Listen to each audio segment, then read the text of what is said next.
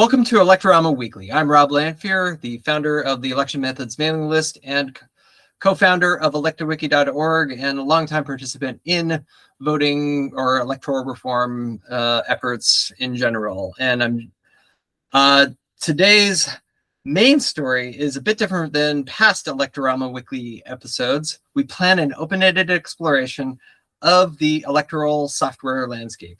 Carlo Stefano sends his regrets, so it's just me and Tyler Eigen Fisher this week. Hello, I'm Taylor Eigen Fisher. I'm a mathematician and math educator interested in electoral reform. I generally study approval voting, and you can find my blog at eigentaylor.github.io. Let's start with a crude taxonomy of electoral software that we're still trying to figure out what the right taxonomy is. So the software article on ElectorWiki is an old mishmash of random links. I've been trying to keep this organized and incrementally more complete over the years with varying degrees of success. Here are the four vague overlapping categories that I believe make sense today and maybe different by the time we talk tomorrow or whenever. But first is visualization software. So Nikki cases to build a better ballot, Yee diagrams, Quad-Elect, smart voting simulator, and other VSA tools to help people visualize rather than getting buried in numeric details. Second, election calculators and playgrounds. So Condorcet.desktop, Condorcet PHP, RC Tab, RC Tab Plus, and ABIF tool are all examples of things where people can enter ballot data and see the results under one or more methods. Third is polling and election software. Helios, Opavote, SIV, Estonia's, IVXV point towards administration, privacy, auditability, and trust, sort of more, not just polling, but actual elections. And then there's also bettervoting.com is a relatively recent entry in the mix. It supports many tallying methods, but its primary purpose was for star voting. And then fourth is the data formats underlying all of these things. So we have ABIF, BLT, cast vote records from various jurisdictions, the NIST formats, which are an attempt to standardize those, PrefLib, Condorcet election format, and election markup language are some of the plumbing that is involved here. Taylor, any thoughts on the taxonomy as a whole?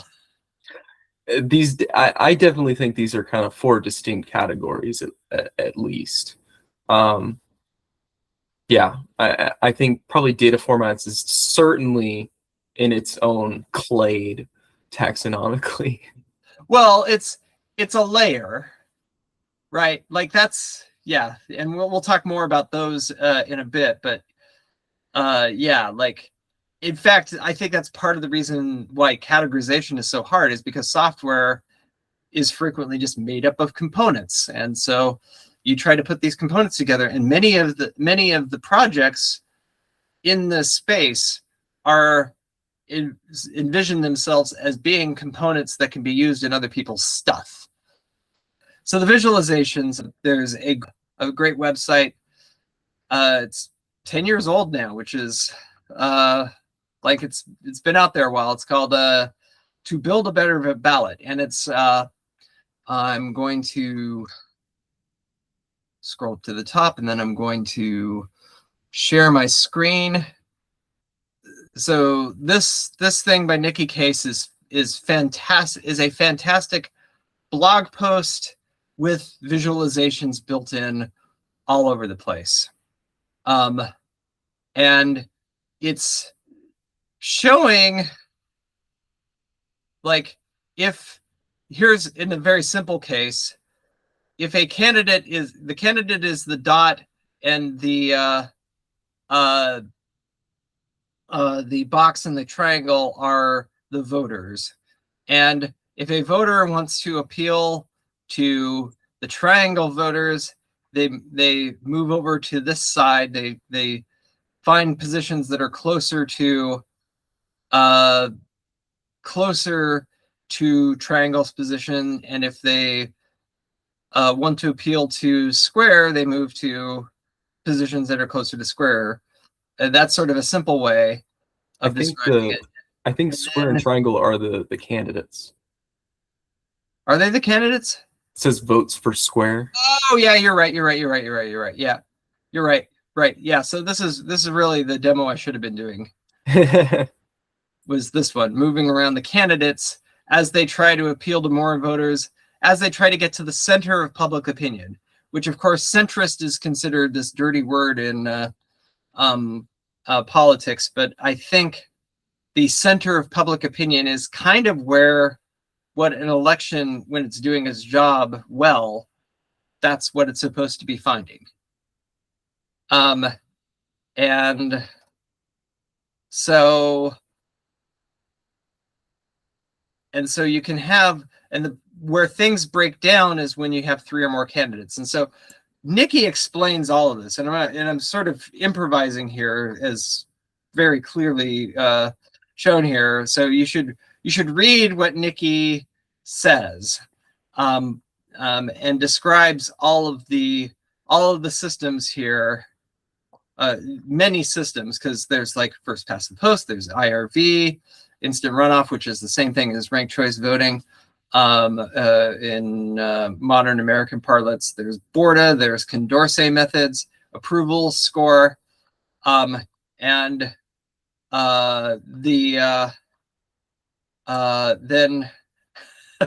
then at the end, just describing the various.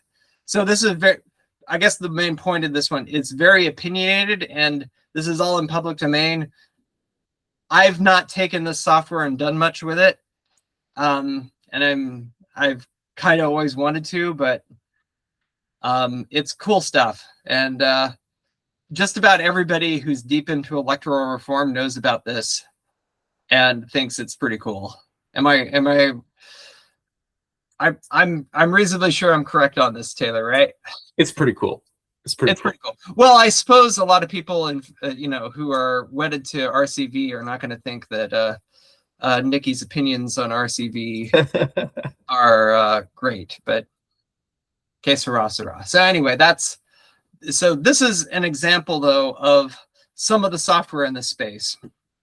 There is also another thing that a lot of us deep in electoral reform know about, which is the Yee diagram, which is very cool. Was a paper, and Nikki acknowledges Yee's work because Yee did their work in 2005, so more than 10 years before Nikki. And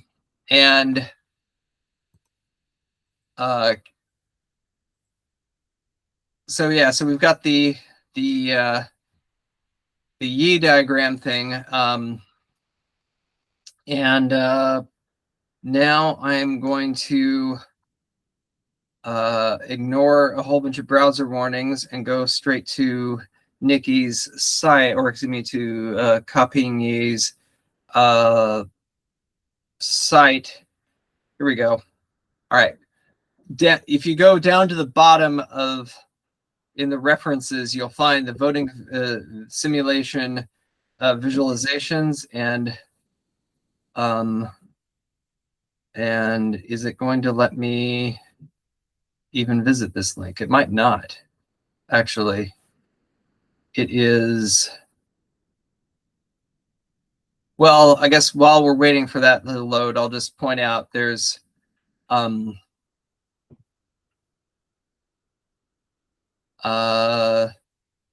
these are simulations of sort of a random voter space that describe various voting methods. I'm just going to go to, so it describes, like, in a 4-candidate election, in this particular example, if things are simulated in where the voters are all over this area, what. Actually, I'm a little bit confused.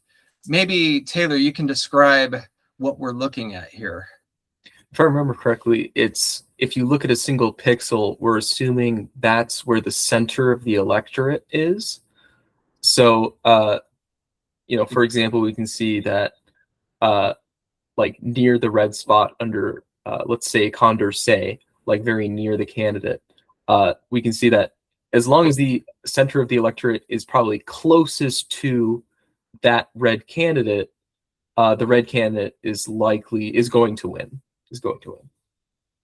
Oh, okay. So each pixel is the center of the electorate. If I remember correctly, yes, that was my understanding. Okay, that makes more sense, right? So if the center of the electorate is over near the yellow candidate wins in Condorcet. If the center of the electorate is near the green candidate wins. And this holds true for approval, Condorcet, even Borda, which a lot of us kind of sneer at Borda as like, oh God, Borda, like that's not a very good system these days. But you'll see plurality here. The red candidate is that red dot only wins when the center of the electorate is down here, but that candidate, the red candidate, wouldn't vote for themselves, maybe. Or at least when the center of the electorate is exactly at that red candidate won't win. So even though they would be the center of the electorate, they don't win under plurality. Yeah. So, and then of course, you look at this sort of weird modern art thing over here for IRV, and it's like, it goes crazy nuts, like just in terms of the correlation between the candidate and the voters. Anyway, that's the visualization side. Should we talk? There are other. There's a bunch of things in this. Other things in this calculator. I haven't looked at them too closely, but and yeah, Taylor, is there anything you want to bring up in that category? No, I think the viewers should definitely try them out for themselves. Yeah. So Nikki's and I think Nikki's is like a good sort of way to dip your toe in the water. All right. Anyway, so then what gets a little bit more advanced, just because I haven't seen one yet that has the usability, even stuff I've written. Like I'm not gonna pretend that my stuff is like super duper usable. Is calculators and playgrounds. A lot of us get started with calculators and playgrounds, like just wanting to, because in many cases we write software just to see what, if voter A, if this set of voters voted this way and this set of voters voted this way and this set of voters voted this way, how would that turn out? And just being able to like map out that single exact election, like, is what causes us to write fairly simple scripts. And I wrote a fairly simple script way back in 1996 for the Perl Journal, which basically does Condorcet calculations. Yeah, there's nothing I'm going to highlight out of that, but that's I think the article's held up well for what it's worth. And maybe I'll put a link to it in the show notes. It's robla.net/1996/TPJ. I know that Rob LeGrand has a calculator that I'm told he said was inspired by my work. Some of these demos, these online demos where you can just poke things into a website, really help at least math nerds kind of understand how this works. you know, if you understand the numbers and you understand like what you're poking into the web forms, it's not super usable, but it's like still cool in its own way. In fact, I think I'm just going to try to, well, no, I'm not going to improvise that. I was going to bring up Robert LeGrand's website, because, but you know, once again, it's like, this is all stuff that you can explore, and there's links to all of this stuff on the software page on ElectoWiki. So please look there, and I will make sure that that link is very prominent in the video and elsewhere. Any other calculators that we should talk about? I suppose actually one that I will talk about. I'm sorry to interrupt you, unless you had somebody. I didn't. AppAvote. So there's the whole. This is something I like. I wasn't entirely familiar with this history until I stitched some of this together today. So way back when, the Electoral Reform Society in the UK published software for calculating STV elections called OpenSTV. And that software has evolved to polling software called AppAvote. And AppAvote is used in real elections in some places, from what I understand. I'm not exactly sure who's using AppAvote. This is one of the things I want to investigate myself still, but like over time, it's been used. Well, I don't know if it's been used in like government elections as much as like board elections and that sort of thing. I think it became fairly popular in the early 2000s to use AppAvote for elections in tech spaces. And I think AppAvote's been used by some software foundations, and I think the W3C was using AppAvote at one point, may still be. There's much more investigation to do there, but yeah, so that's another one that I wanted to just mention. And then there's the RC tab stuff that was forked by the VoteFair guy to RC tab plus. RC tab is exclusively STV and RCV elections, and then RC tab plus adds a Condorcet-ish step to it, which I can't remember. So the VoteFair guy will tell you it implements the VoteFair system, and I don't remember if VoteFair is the same as the Kemeny system or which other system it is, but it is. It's another one to look at. And there's a lot of these that, you know, you can spend an infinite amount of time looking at these things, but if you disappear down that rabbit hole. But yeah, so any other thoughts, Taylor? No, not at the moment. Okay. All right. So let's see here. Let's move on to let's see here. So we did the calculators and programs.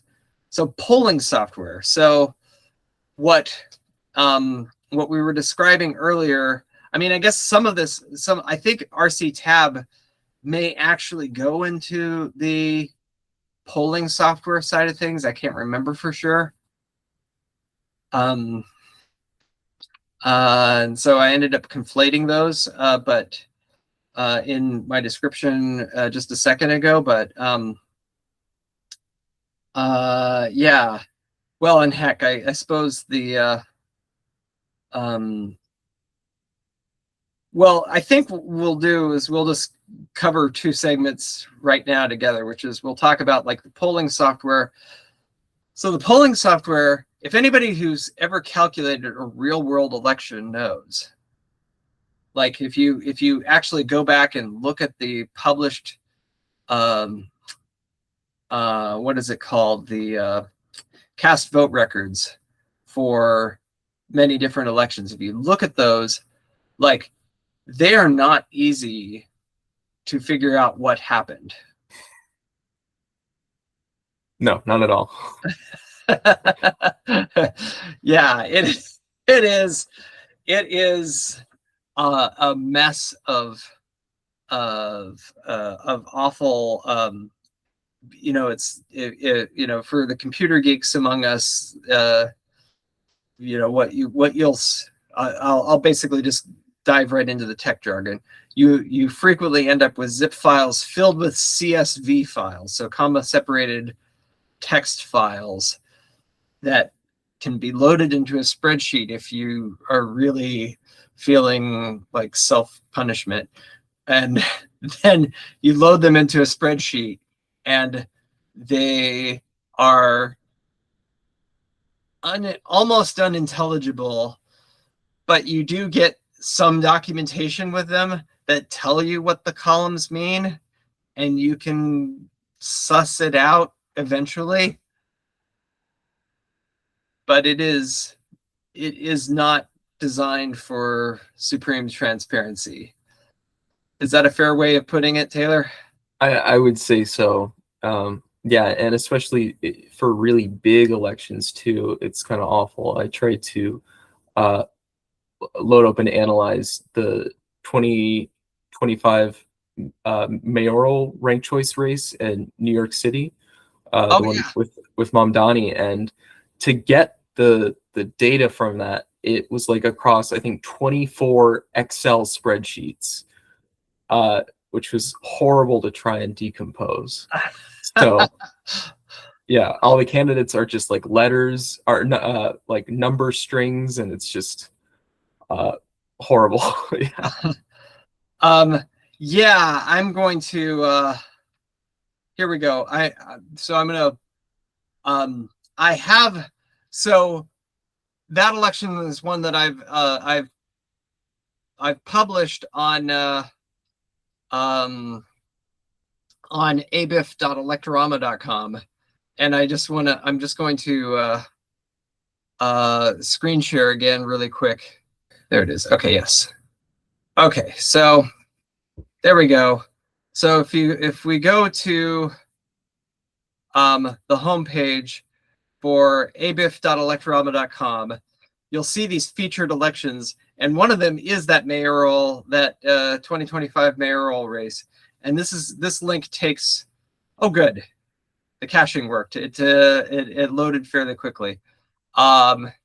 So you'll see here, this is that race. It gets complicated because when there's one of the things that gets causes a lot of election calculators to melt down is when you have too many candidates. It's less about the number of voters than it is about the number of candidates, because of all of the combinations of candidates that people can vote for. You can have increasingly complicated ballots. So, and this gets me to the reason why I brought this up was I've converted. So this is my attempt to make the New York results more readable in text format. But it's the kind of thing that only a geek could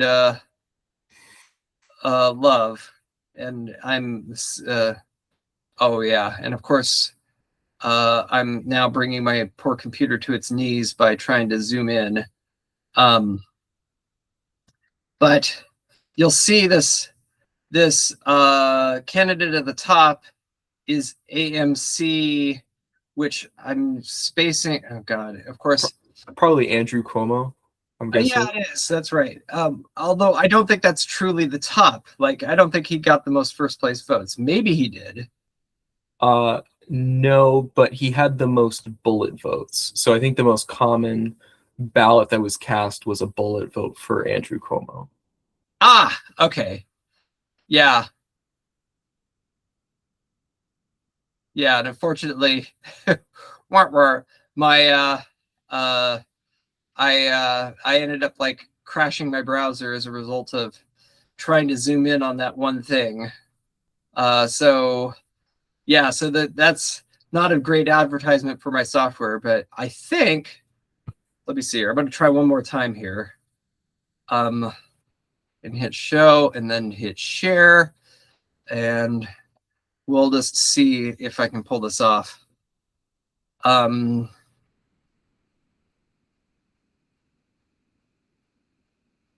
Okay, here we go. We're back on that page. Yeah, so Cuomo. Okay, right. I think just loading that field is killing my browser. So I said it was the number of candidates, but I think what ends up happening, so what I did with this particular election was I consolidated a whole bunch of the ballots that had identical ballot markings on them. So that made it a much smaller text field, but there's still a lot of people in New York City, as it turns out, and a lot of voters in New York City. And that race had a lot of voters in it. I don't remember what their turnout was, but it was I think it was near 1 million. Yeah, right. So I'm guessing it's probably how many different different unique ballot combinations is probably what's crashing it, because you have 12 candidates, and how many different ways are there to rank up to, I think, 5 candidates is quite a lot. Right. Yeah, and that is bringing my browser to its knees right now, is trying to zoom in on this. So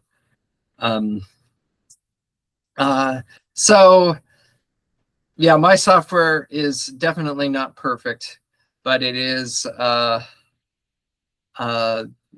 it's accurate as best I know.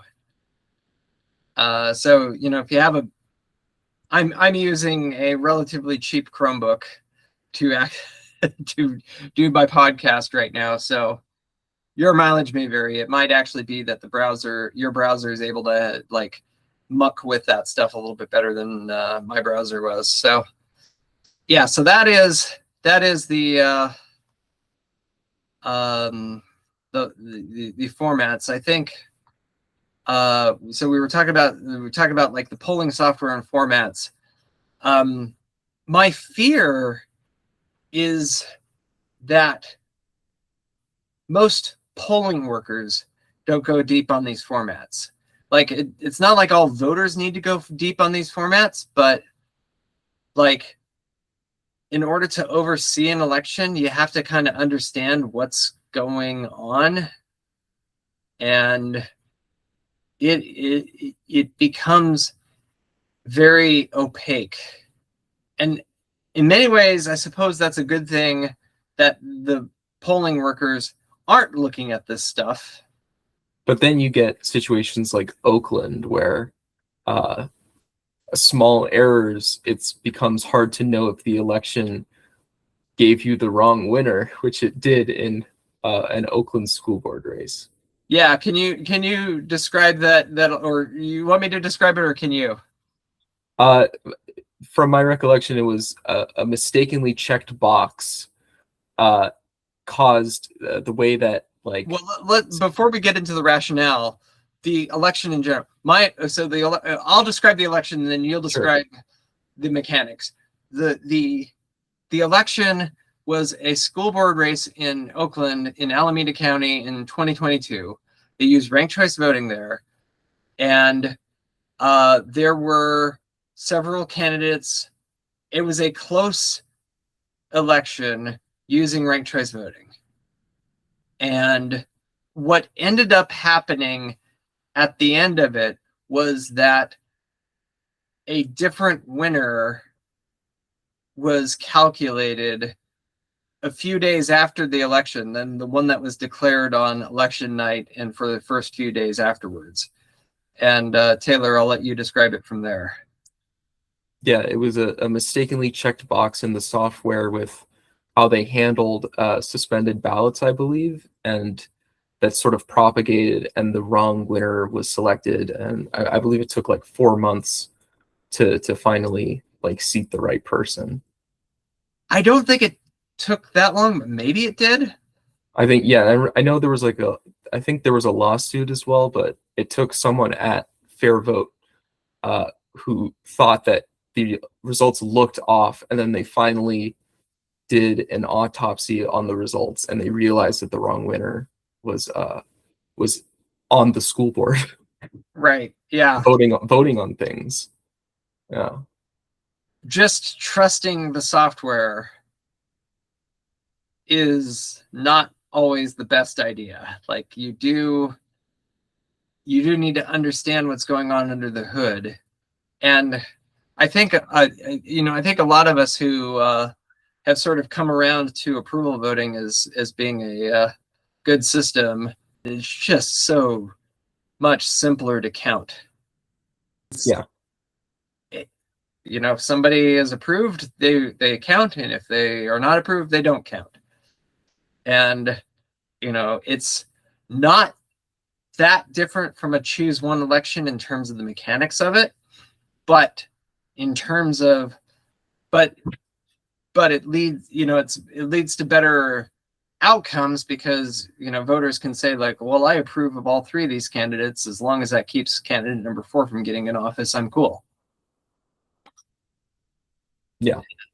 And and it's not rocket surgery to figure out how to count the thing. Whereas with a lot of systems, including ones that I like, it gets complicated fast.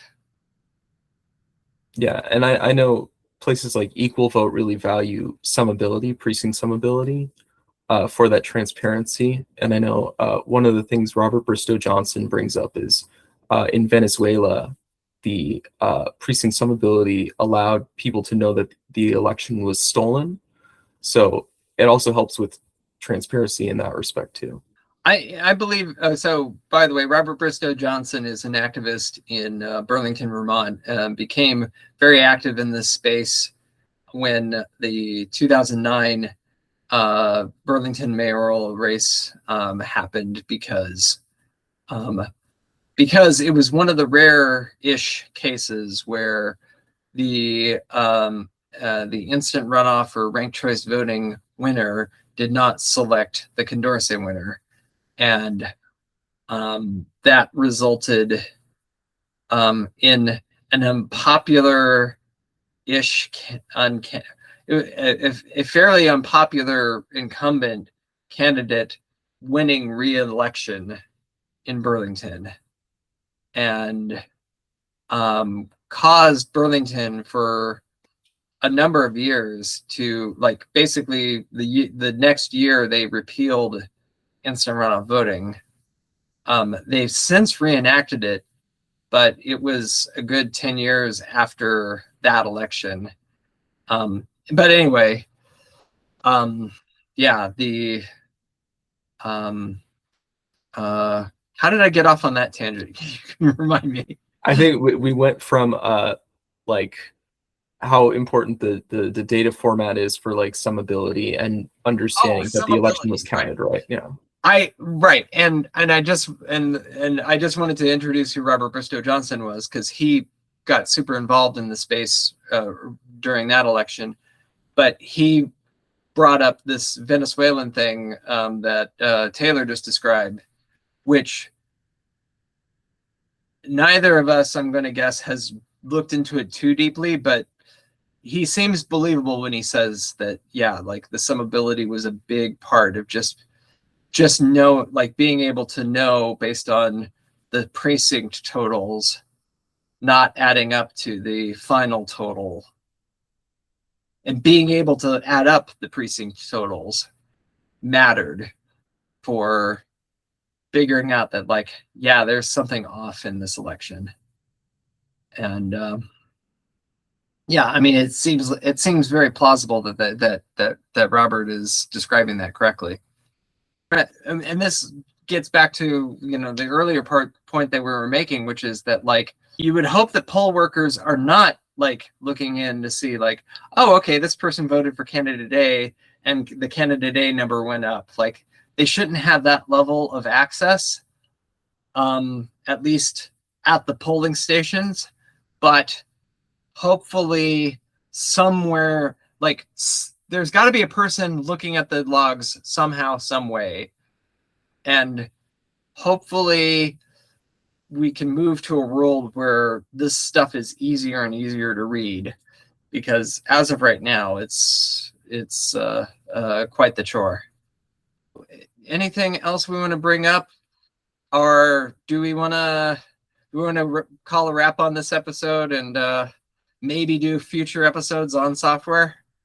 I think there's a lot more we can say in future episodes for sure, but I think it's a good place to wrap up. Okay, cool. So that's it for this week's Electorama News. Join us next Wednesday, which is June 3rd. We may stay on the practical side of reform, or we may just return to a specific state story. It depends on where things move. The software article we use today is at electowiki.org/wiki/software. There should be an Electorama News newsletter published by then. And if you have suggestions, corrections or suggestions or things you want to flag for electoral reform news that we should track, send your suggestions to news@electorama.com, or leave a note on the newsletter talk page, or edit the newsletter directly. It is a wiki. And I'm Rob Lanphier. And I'm Taylor Eigen Fisher. And thanks for watching Electorama News Weekly.